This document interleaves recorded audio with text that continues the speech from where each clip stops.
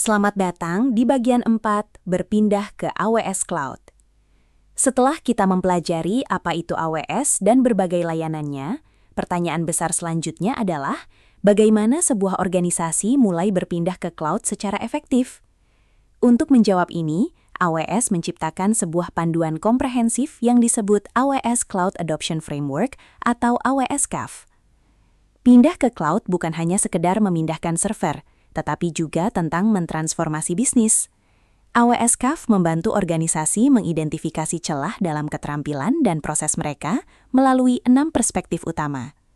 Perspektif bisnis, memastikan bahwa investasi cloud selaras dengan tujuan bisnis dan strategi finansial perusahaan. Perspektif tata kelola, fokus pada manajemen program dan risiko untuk memaksimalkan nilai bisnis dan meminimalkan hambatan. Perspektif orang, membantu manajemen SDM menyiapkan tim untuk perubahan, termasuk pelatihan keterampilan baru dan adaptasi budaya kerja. Perspektif platform, merancang struktur IT mulai dari arsitektur aplikasi hingga manajemen data di lingkungan cloud.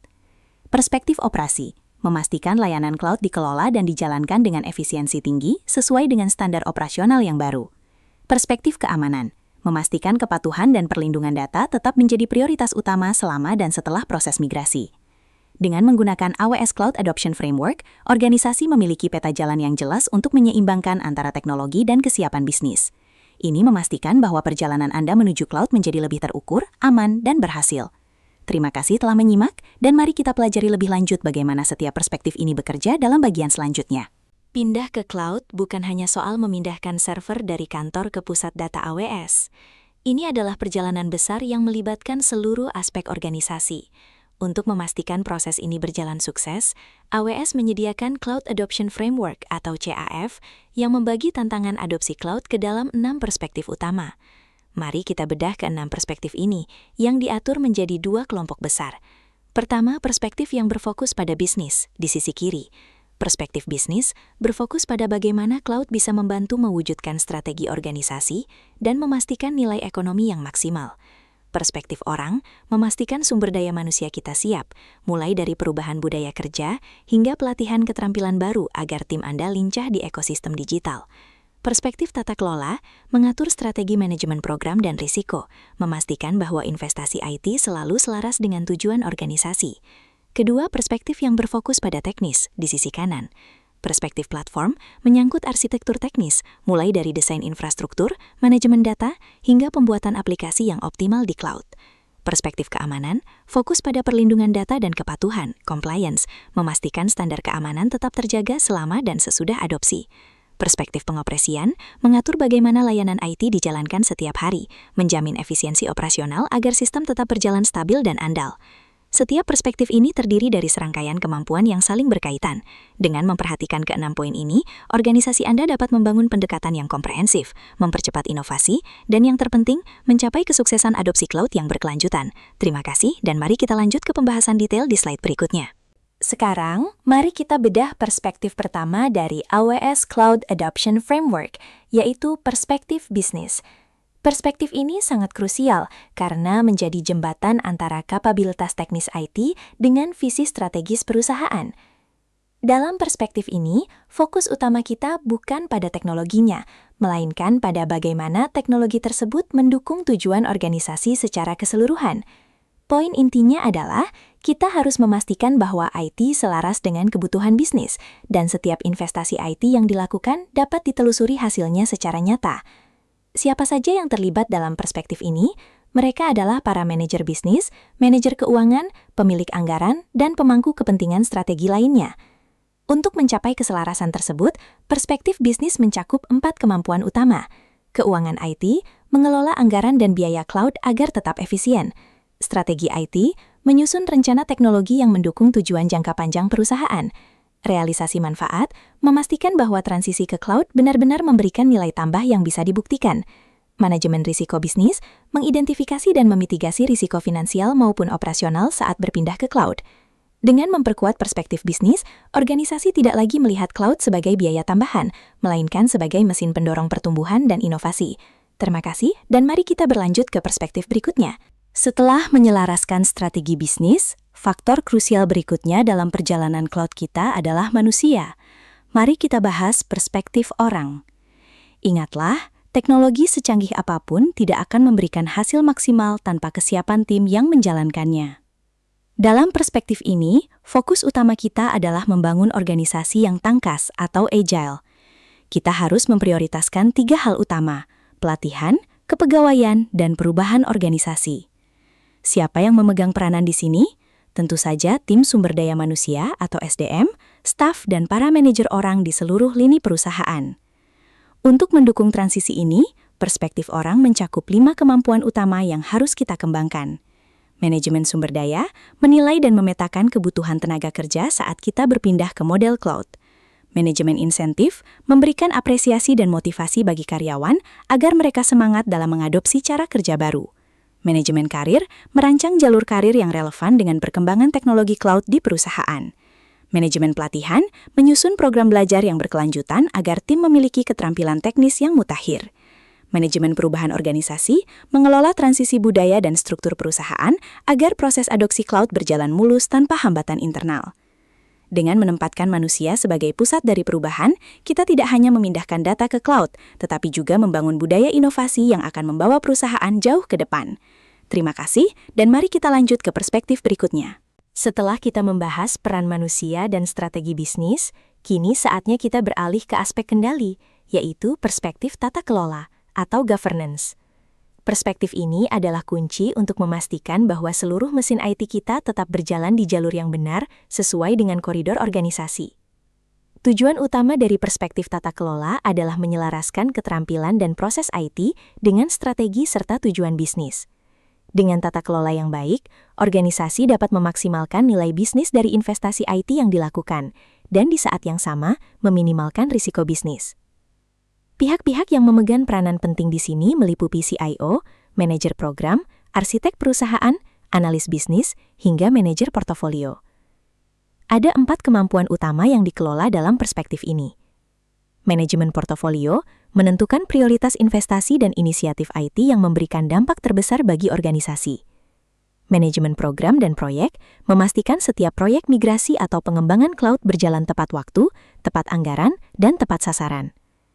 Pengukuran kinerja bisnis menggunakan metrik yang jelas untuk mengevaluasi apakah penggunaan cloud benar-benar memberikan hasil yang diharapkan. Manajemen lisensi mengelola kepatuhan dan optimalisasi lisensi perangkat lunak di lingkungan cloud agar tetap efisien dan legal.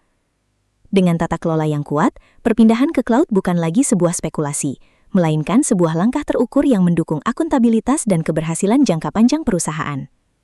Terima kasih, dan mari kita beralih ke perspektif teknis di bagian selanjutnya. Sekarang kita berpindah ke sisi teknis dari AWS Cloud Adoption Framework, dimulai dengan perspektif platform. Jika perspektif sebelumnya membahas strategi dan manusia, di sini kita mulai berbicara tentang bagaimana membangun rumah digital kita di atas awan.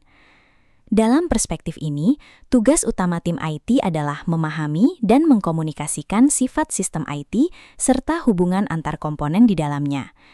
Kita harus mampu menggambarkan arsitektur lingkungan target secara mendalam agar transisi berjalan mulus. Siapa yang menjadi tokoh kunci di sini? Mereka adalah para CTO, manajer IT, dan arsitek solusi yang merancang masa depan teknologi perusahaan. Untuk membangun platform yang kokoh, perspektif ini mencakup 6 kemampuan utama. Penyediaan komputasi menentukan jenis server dan kekuatan proses yang dibutuhkan. Penyediaan jaringan merancang jalur komunikasi data yang aman dan cepat. Penyediaan penyimpanan mengatur di mana dan bagaimana data akan disimpan. Penyediaan basis data memilih mesin database yang tepat untuk kebutuhan aplikasi. Arsitektur sistem dan solusi mengintegrasikan semua komponen di atas menjadi satu kesatuan arsitektur yang efisien. Pengembangan aplikasi menyesuaikan cara kita membangun perangkat lunak agar dapat memanfaatkan fitur-fitur asli dari teknologi cloud. Dengan menguasai perspektif platform, kita tidak hanya sekedar memindahkan beban kerja, tetapi kita sedang mengoptimalkan infrastruktur agar lebih skalabel, andal, dan siap menghadapi tantangan masa depan. Terima kasih, dan mari kita lanjut ke perspektif keamanan. Perspektif keamanan bukanlah sebuah pilihan di dalam cloud. Ia adalah fondasi utama. Sekarang kita akan membahas perspektif keamanan. Dalam bagian ini, tugas utama kita adalah memastikan bahwa organisasi memenuhi tujuan keamanannya secara menyeluruh tanpa kompromi. Di dalam cloud, keamanan menjadi tanggung jawab bersama. Pihak yang bertanggung jawab dalam perspektif ini adalah CISO, manajer keamanan IT, dan para analis keamanan IT. Fokus kita adalah membangun perlindungan berlapis untuk menjaga aset digital perusahaan. Untuk mencapai tingkat keamanan yang optimal, terdapat 5 kemampuan utama yang harus dikelola. Identitas dan akses manajemen. Mengontrol siapa saja yang dapat mengakses sumber daya Anda dan apa yang boleh mereka lakukan. Pastikan hanya orang yang tepat yang memiliki akses. Kontrol detektif. Membangun sistem yang mampu mendeteksi potensi ancaman atau anomali secara real-time sebelum menjadi masalah besar. Keamanan infrastruktur. Mengamankan jaringan dan server Anda dari serangan luar dengan konfigurasi pertahanan yang ketat. Perlindungan data. Menjamin kerahasiaan dan integritas data, baik saat data sedang disimpan maupun saat sedang dikirimkan melalui internet. Respons insiden. Menyiapkan rencana tindakan yang cepat dan efektif jika terjadi gangguan keamanan, agar layanan dapat segera pulih. Dengan memperkuat perspektif keamanan, kita membangun kepercayaan bagi pelanggan dan pemangku kepentingan bahwa data mereka berada di tangan yang aman. Terima kasih dan mari kita beralih ke perspektif terakhir kita, yaitu operasional. Kita telah sampai pada perspektif terakhir dari AWS Cloud Adoption Framework, yaitu perspektif operasi. Jika perspektif lainnya adalah tentang membangun dan mengamankan, maka perspektif ini adalah tentang bagaimana kita menjaga agar seluruh ekosistem tersebut tetap hidup dan berjalan dengan performa terbaik setiap harinya. Tugas utama dalam perspektif operasi adalah menyelaraskan dan mendukung operasi bisnis. Kita menentukan bagaimana bisnis akan dijalankan dari hari ke hari, kuartal ke kuartal, hingga tahun ke tahun di lingkungan cloud. Para tokoh kunci di sini adalah para IT Operations Managers dan IT Support Managers. Mereka memastikan layanan tetap tersedia bagi pengguna melalui 7 kemampuan utama. Pemantauan layanan, mengawasi kesehatan layanan secara terus-menerus. Pemantauan kinerja aplikasi, memastikan aplikasi berjalan cepat dan responsif bagi pelanggan. Manajemen inventory sumber daya, mendata dan mengelola seluruh aset digital yang kita miliki di AWS. Manajemen rilis dan perubahan, mengatur pembaruan perangkat lunak agar tidak mengganggu stabilitas sistem yang sudah ada. Pelaporan dan analitik, mengumpulkan data operasional untuk dasar pengambilan keputusan yang lebih baik. Kelanjutan bisnis dan pemulihan bencana, menyiapkan rencana cadangan agar bisnis tetap berjalan meskipun terjadi gangguan teknis yang besar. Katalog layanan IT, menyediakan daftar layanan yang jelas bagi pengguna internal agar penggunaan cloud terorganisir dengan baik. Dengan memperkuat perspektif operasi, kita memastikan bahwa investasi cloud kita bukan hanya sekadar infrastruktur yang canggih, tetapi sebuah mesin bisnis yang andal dan berkelanjutan. Terima kasih telah menyimak seluruh pembahasan mengenai 6 perspektif AWSKF, dan mari kita beralih ke materi penutup modul ini. Kita telah sampai di akhir pembahasan bagian 4 mengenai strategi berpindah ke cloud. Sebelum kita menutup modul ini, mari kita ulas kembali poin-poin kunci yang akan menjadi modal berharga bagi organisasi Anda dalam merencanakan perjalanan transformasi digital yang sukses. Berikut adalah kesimpulan penting atau takeaways dari AWS Cloud Adoption Framework. Proses strategis. Harus kita sadari bahwa adopsi cloud bukanlah proses yang terjadi seketika.